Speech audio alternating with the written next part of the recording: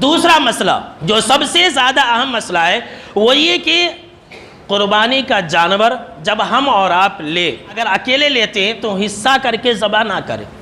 ہم اور آپ کیا کرتے ہیں کہ ایک جانور تو لیتے ہیں لیکن اپنے گھر کے 7 افراد کا نام لے لیتے ہیں۔ اگر آپ نے 7 افراد کا نام لے لیا تو کیا ہو گیا کہ وہ حصہ 7 آدمی کے لیے مخصوص ہو گیا۔ لیکن اگر آپ نے ویسا کیا جیسا حدیث کے اندر ہے تو آپ کے پورے گھر والے شامل ہو جائیں گے۔ جی ہاں، پورے گھر والے۔ آئیے میں آپ کو ترمذی کی بالکل ہی صحیح روایت سنا رہا ہوں۔ بہت سارے لوگ اس کو مانتے ہی نہیں، جو حدیث میں ہے اس کو نہیں مانتے، جو حدیث میں نہیں ہے اس کو مان لیتے۔ کیسے عجیب لوگ ہیں، دیکھ لیجئے۔ ترمذی کی روایت ہے اور حدیث نمبر 1505 ہے۔ میں آپ کو حدیث نمبر بھی بتلا دے رہا ہوں، یاد رکھ لیجئے۔ ترمذی کی حدیث نمبر 1505 ہے۔ عطا بن یسار رحمۃ اللہ علیہ کہتے ہیں کہ میں نے ابو ایوب انصاری رضی اللہ تعالی عنہ سے پوچھا کہ آپ لوگ آپ صلی اللہ تعالیٰ علیہ وسلم کے زمانے میں قربانی کیسے کیا کرتے تھے؟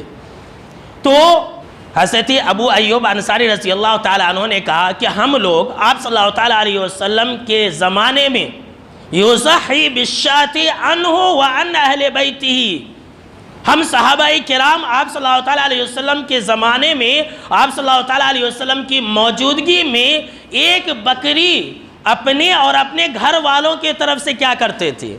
ایک جانور اپنے اور اپنے گھر والوں کے طرف سے کیا کرتے تھے؟ جی ہاں، اور ہم اور آپ کیا کرتے ہیں؟ ایک جانور کے اندر حصہ کر لیتے ہیں۔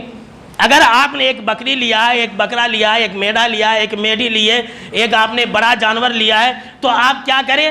ایسے ہی کریں جیسے صحابہ کرام کرتے تھے اور جیسے کہ آپ صلی اللہ تعالیٰ علیہ وسلم کیا کرتے تھے۔ آئیے میں آپ کو مسلم شریف کی حدیث سناتا ہوں جو آپ صلی اللہ تعالیٰ علیہ وسلم کا عمل ہے۔